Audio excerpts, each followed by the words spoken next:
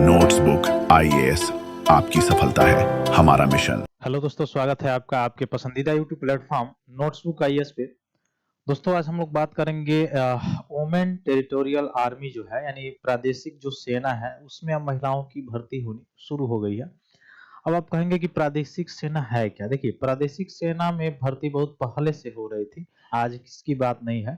और प्रादेशिक सेना की अगर बात किया जाए तो पुरुषों की खासकर अगर बात करें, बहुत पहले से हो रही है। अब इसको मैं पुरुषों के एंगल से थोड़ा सा समझा रहा हूँ, क्योंकि आपको अच्छे से समझ में आ जाएगा। ये पहली बार बना है महिलाओं को जो है प्रादेशिक सेना में भर्ती होना। अब प्रादेशिक सेना का मतलब ये नहीं कि जो आर्मी में जो लड़कियां हैं उनको जो है, या बॉर्डर पे जो रहने वाली जो लड़कियां हैं जो आर्मी में है, उनको ले जाके किसी राज्य में शामिल कर दिया जाएगा, ऐसा बात नहीं है।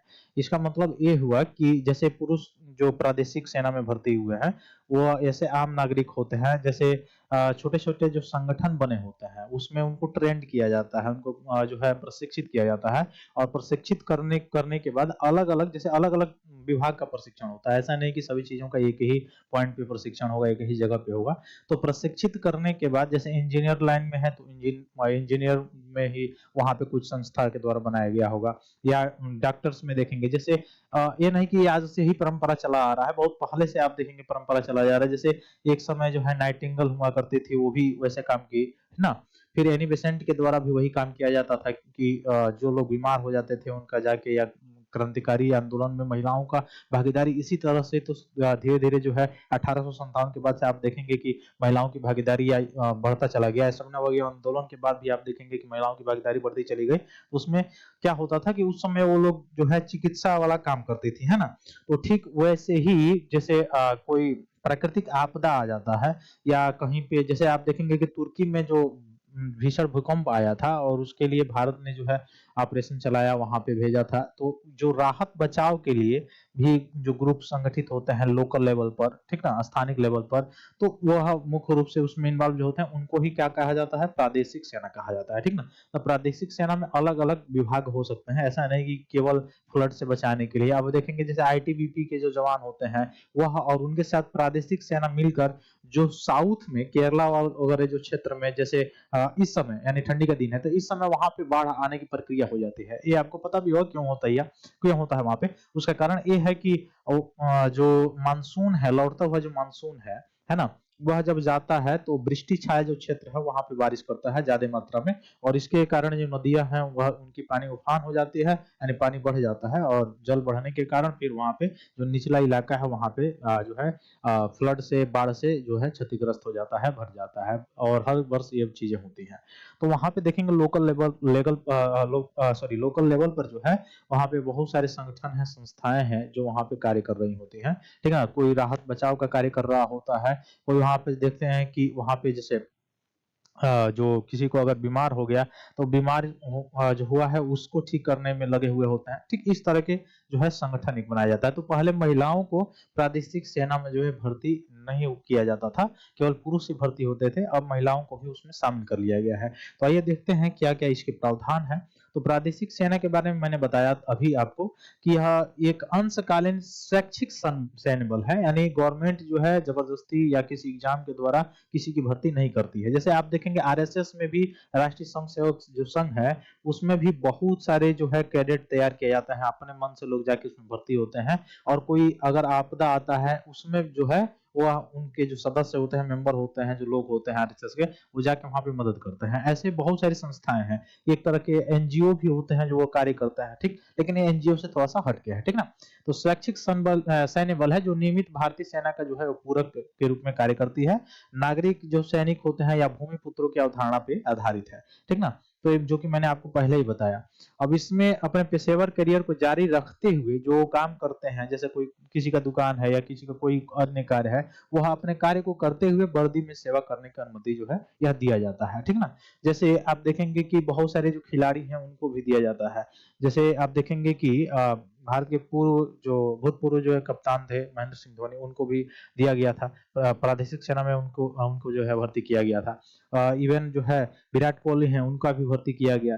इवन आप देखेंगे बहुत सारी ऐसी महिलाएं हैं उनको भी जो है जो खेल क्षेत्र से हैं उनको भी जो है भर्ती किया गया है। तो यह कंसेप्ट जो है क्या है, एक तरह से अपनी जो व्यवसाय है वो व्यवसाय जो है वो कर रहे हैं, लेकिन अगर वह देश की सेवा करना चाहते हैं उसमें, तो उनको मुख्य रूप से एक पार्ट टाइम देखा जाए तो वर्दी सेवा करने के लिए अनुमति दिया जाता है। ठीक ना, यह एक्ट इसमें शामिल किया गया था प्रादेशिक सेना एक्ट, जो कब का है 1948 का है, और ये तब से कार्य करता है। ठीक ना, इसकी ऐतिहासिक सॉरी पृष्ठभूमि अगर देखेंगे आप, तो 1857 के विद्रोह के बाद यह स्वयंसेवी बलों से जुड़ी हुई इसका गठन है। फिर 1917 के तहत विश्वविद्यालयों में आप देखेंगे तो इसका गठन किया गया अलग अलग, जैसे सुभाष चंद्र बोस जवाहरलाल नेहरू के द्वारा भी इसमें आप देखेंगे गठन किया गया था, बहुत सदस्य जुड़े हुए थे। भारतीय राष्ट्रीय जो आंदोलन था उसमें ब्रिटिश गवर्नमेंट से आजादी दिलाने के लिए अलग अलग संगठनों ने मिलकर काम किया, तो ये सारी चीजें वहीं से निकल के आती है। ठीक ना, फिर आप देखेंगे कि स्वतंत्रता के बाद भी संसद ने प्रादेशिक सेना अधिनियम 1948 जो है वो पारित किया, और 9 अक्टूबर 1949 को उस समय जो गवर्नर जनरल थे, आपको पता होना चाहिए कि 1949 में चूंकि कॉन्स्टिट्यूशन तो लागू हुआ नहीं था, कॉन्स्टिट्यूशन बना 1949 26 नवंबर को, लेकिन लागू जनवरी में 1950 में, 26 जनवरी को। तो उस समय जो है वह राष्ट्रपति का चुनाव नहीं होता था, उस समय गवर्नर जनरल होते थे। तो भारत के भारतीय गवर्नर जनरल जो थे वो सी राजगोपालाचारी थे। सी राजगोपालाचारी जो है वह सविनय अवज्ञा आंदोलन में भी इनका कंट्रीब्यूशन था, लेकिन साउथ में था, दक्षिण में था, और यहाँ से प्रश्न पूछा भी जा चुका है यूपीएससी के द्वारा। ठीक है, तो इसको थोड़ा सा ध्यान से देख लीजिएगा। फिर तो प्रादेशिक सेना के बारे में मैंने बताया आपको अभी। इसका विकास अगर देखेंगे तो कौन कौन लोग इसमें किनका इसमें पुनर्गठन अगर देखेंगे तो किया जा सकता है, तो पैदल सेना बटालियन में, जम्मू कश्मीर और पूर्वोत्तर में गृह और अग्नि जो इकाइयां होती हैं उसमें।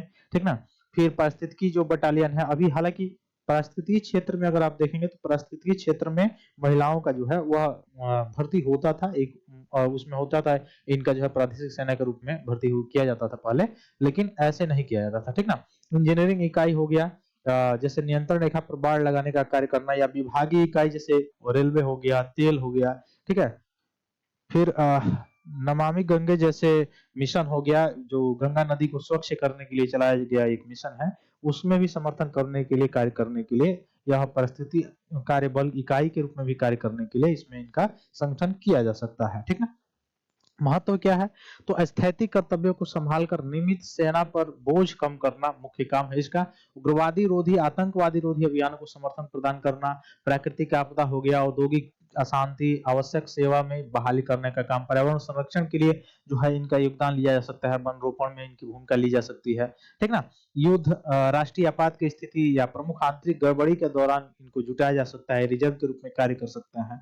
ठीक ना, क्योंकि अगर जैसे देखिए कि प्रत्येक अगर ग्रामीण क्षेत्र में अगर देखेंगे उसके हिसाब से अगर पुलिस की बात किया जाए तो पुलिस की संख्या है कितनी, तो उस अगर जैसे ये कोरोना जो महामारी आया उसमें बहुत ज्यादा कंट्रीब्यूशन इनका भी रहा। ठीक ना, ये सारी चीजों में तो नागरिक कौशल का लाभ उठाकर नागरिक सैन्य सहयोग को भी मजबूत किया जा सकता है इसमें। ठीक, जैसे 2019 में अगर आप देखेंगे तो महिला अधिकारी पहली बार 2019 में पारिस्थितिकी कार्य बल इकाई जैसे रेलवे इंजीनियरिंग रेजिमेंट, तेल क्षेत्र, इसमें टीए में शामिल हुई थी उसमें। ठीक ना, तो मैंने पहले ही बताया कि इसमें पारिस्थितिकी वाले में पहले से ही शामिल थे।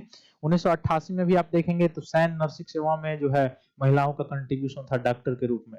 उसके बाद से देखेंगे गैर चिकित्सा भूमिकाएं भी रही हैं महिलाओं की। महिला विशेष प्रवेश योजना 1992 में चलाई गई थी, जिसमें शिक्षा, सिग्नल, खुफिया और इंजीनियरिंग में अवसर खोले गए थे इनका। फिर सेना अधिनियम 1950 ने महिलाओं को कुछ अनुसूचित शाखाओं में जैसे एससी, जेई और आयुध सेवा, कोर सेवा जैसे डाक सेवा तक सीमित कर दिया गया था। अब इसको पुनर्बहाल किया गया है। अब इसमें देखेंगे तो 2005 में महिलाओं के लिए 14 वर्ष के लिए कार्यकाल के साथ एसएससी यानी स्मॉल सर्विस कमीशन की भी स्थापना की शुरुआत की गई थी। 2018 में देखेंगे तो एससी और जेई जैसे चुनिंदा शाखाओं में इनका स्थायी कमीशन दिया गया। 2020 में बबीता पुनिया का निर्णय अगर आप देखेंगे, सर्वोच्च न्यायालय ने सभी शाखाओं में महिलाओं के लिए स्थायी कमीशन अनिवार्य कर दिया। और आईएससी जो है वह एसएससी जो है यह अभी भी इनका मौजूद ही है। ठीक है, एसएससी का मतलब लघु सेवा आयोग। ठीक है, इसको याद रखिएगा। फिर लड़ाकू भूमिका और हालिया सुधार में देखेंगे तो 2016 में वायुसेना में महिला लड़ाकू पायलटों को शामिल किया गया था। 2022 में अस्थायी बना दिया गया है। 2022 में अग्निपथ योजना में महिलाओं को तीनों सेवाओं में अग्निवीर के रूप में अनुमति दे दी गई है।